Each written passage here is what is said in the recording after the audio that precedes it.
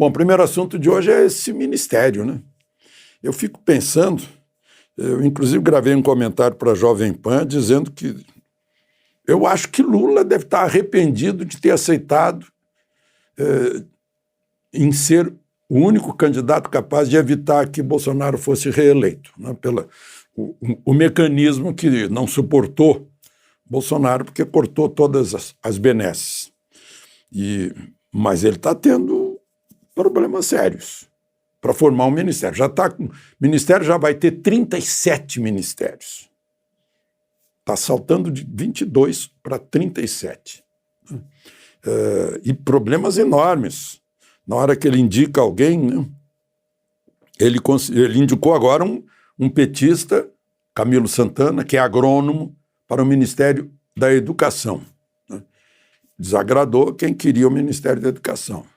O PT está de olho porque os outros estão em cima da partilha, os outros partidos que apoiaram o Lula, e são muitos. Né? O PT não se conforma em só ter o presidente e os ministros da casa. E aí estão multiplicando ministérios para ver se agrada a todo mundo. Imagina só que o Ministério da Economia, em que Paulo Guedes dava conta sozinho, agora vai ter 4 ministros para fazer o que Paulo Guedes fazia. Porque agora vai ser, olha só, vai ser Fazenda. Eu cheguei a anotar aqui uma coisa incrível. Fazenda vai virar, a economia vai virar Fazenda, Planejamento, Gestão e Administração e mais uma coisa lá que inventaram. Né? Assim como tem Ministério dos Povos Indígenas, um índio preso na Papuda, no presídio de criminoso comum.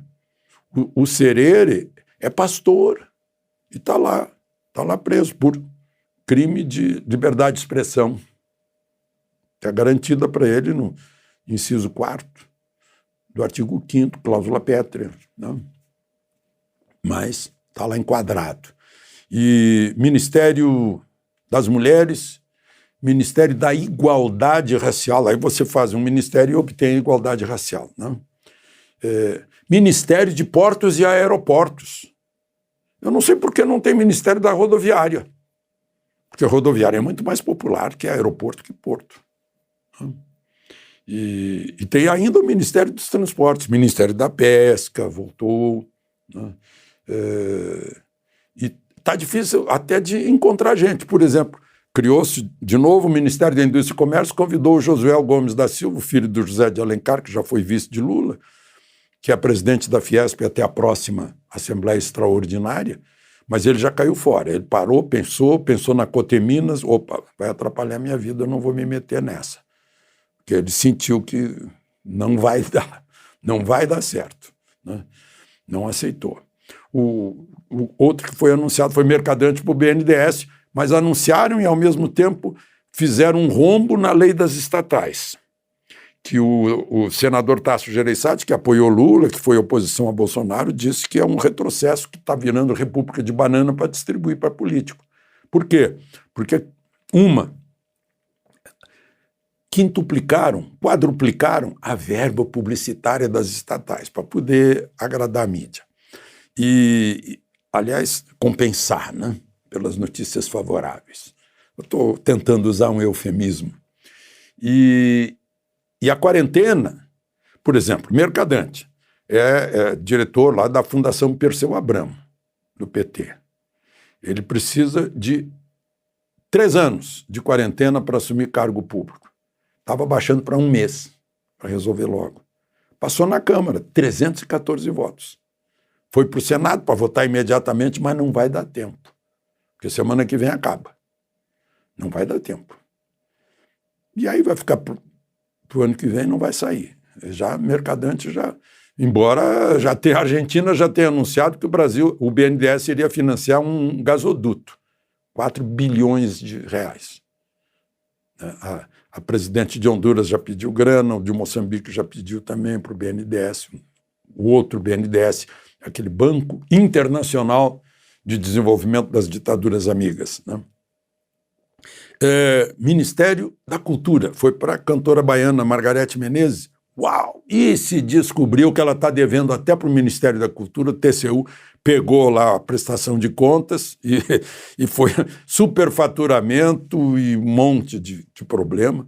E mais, está devendo para a União, Previdência e Receita Federal. Ela tem duas empresas de produção musical e uma ONG, duas diretoras da ONG que recebiam o dinheiro do Ministério da Cultura. Um rolo danado. E hoje eu ouvi lá o pessoal da transição dizer, não, ela que se anunciou ministra. Eu vi foto ela abraçada em Lula. Então já levaram um susto. Ministro que nem assumiu ainda já está tomando decisão. Eu vi que diz que vão abolir todos os decretos que favorecem os atiradores esportivos, caçadores e colecionadores de armas, né? Pegando inclusive 22, calibre 22. O ideal seria tirar a arma dos bandidos, né? Isso eu não sei por que não conseguem, né? Por exemplo, só abrindo um parênteses, o governo do Rio de Janeiro explicou agora para o Supremo, mandou o programa, que o Supremo exigiu o programa para reduzir a letalidade policial. Eu não vi o programa, mas eu sugeriria o seguinte, tirar a arma dos bandidos, pronto, acaba essa história de letalidade policial, de matar policial. Letalidade policial, para mim, é matar policial. Mas eles querem dizer que o policial é que mata os outros. É só tirar a arma dos bandidos. Aí não há confronto, né? E, bom, mas esse ministério tá complicado. Os partidos que apoiaram Lula querem a parte deles, né? E o PT não quer ceder assim, no mais, lugares estratégicos, que tem orçamento, que tem grana. É a tal história, voltou aquilo que era, por vontade de 60 milhões de eleitores. Voltou aquilo que era. O atual ministério, que é técnico, que não tem partido político metendo a mão, né, já vai mudar, a partir de 1º de janeiro. E aí disseram lá, não vai aumentar a despesa. Como assim? Cada ministério tem a secretaria-geral, a secretaria executiva, a chefia de gabinete, é tudo uma estrutura. A controladoria interna, a assessoria parlamentar, a burocracia toda, não tem como. Agora é interessante, eles pensam que criar ministério resolve as coisas. Esse Ministério da Igualdade Racial, pronto, resolveu. Está todo mundo igual, né? Igualdade racial é uma questão cultural, né? Agora, pega Estados Unidos, Alemanha e Japão, as 3 grandes economias, e vê quantos ministérios tem. Tem metade disso, tem 15. O Japão parece que tem 19, mas Estados Unidos e Alemanha tem 15. E produz, está administrando economias gigantescas. O que acontece com a gente, gastando mais, é aquele que gasta mais do que ganha, vive no vermelho e pagando juro. É isso que pode acontecer. Bom, hoje está difícil, né? Sérgio Cabral, todo mundo já sabe. 425 anos de condenações, zerou. Vocês já sabiam, já tinha dito aqui, olha, está faltando o voto do Gilmar Mendes e Sérgio Cabral vai ser solto, não deu outra. É um símbolo. Gilmar Mendes é que dá o voto, a pá de cal que enterra Lava Jato. Acabou, é o último. O último que estava atrás das grades. Aliás, nem sei se era grade, ele estava num quartel da PM em Niterói, né? É terrível, né? O povo que pensou que tinha acabado essa história de crime compensa, o crime não compensa, o crime compensa. Terrível. O que a gente vai dizer para os filhos, para os netos? Olha o que o Sérgio Moro postou. Sérgio Cabral solto, a responsabilidade fiscal abandonada, as estatais ameaçadas pela volta do loteamento político, a honestidade parece ter sido banida. É isso mesmo, né? Foi a impunidade sobreviveu no Brasil. E outra coisa, na nossa cara, Rodrigo Pacheco pede para Lewandowski, que presidiu aquela reunião da Dilma, onde o parágrafo único do artigo 52 da Constituição foi rasgado, para elaborar um anteprojeto para mudar a lei do impeachment de ministros do Supremo e do presidente da República e pede a um ministro do Supremo. Resultado: se passar isso, vai ficar para a próxima legislatura, provavelmente não passe. Ministro Supremo não pode ser punido por interpretação à Constituição. Ou seja, se ele disser assim, ali onde se lê é vedado qualquer tipo de censura, mas blá, blá, blá. Ali onde se lê que deputados e senadores são invioláveis por quaisquer palavras, mas blá, blá, blá, blá, vai ser assim.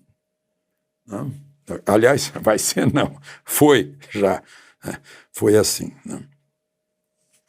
E o Congresso, gente, eu estou falando de coisas que já aconteceram na sexta-feira, mostrou o caminho, mostrou que sabe o caminho quando precisa confrontar o Supremo.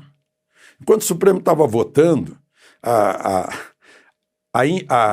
inconstitucionalidade da chamada emenda secreta, seja lá o que for, emendas de relator, estava 5-4.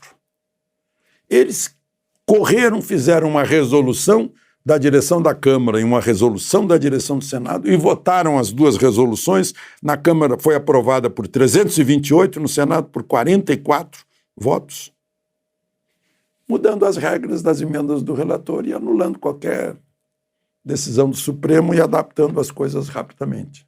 Então eles sabem o caminho e podem fazer. Né? Provavelmente fizeram já tendo conversado com o Supremo. Né? Enfim, são essas coisas que deixam a gente...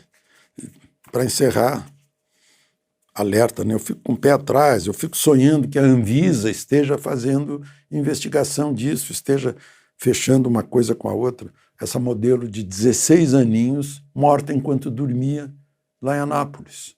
Né? Ao mesmo tempo, eu vejo aqui que o ator Betito Tavares, 42 anos também, de repente, ninguém sabe a causa, morre. Está sendo isso muito frequente.